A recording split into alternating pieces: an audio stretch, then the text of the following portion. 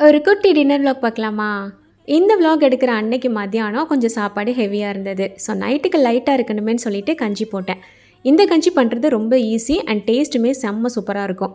1 cup அளவுக்கு rice எடுத்துகிட்டு நல்லா கழுவிட்டு 4 கப் தண்ணி, 1 கப் அளவுக்கு தேங்காய் பால், கை நிறைய வெள்ளைப்பூடு, 2-3 வெந்தயம். வெந்தயம் நிறையா சேர்க்கலாம், குளிர் டைம்னால கம்மியாக சேர்த்துருக்கேன். அண்ட் தேவையான அளவுக்கு உப்பு சேர்த்துட்டு நல்லா கொலைய வேக வச்சிட வேண்டியதான்.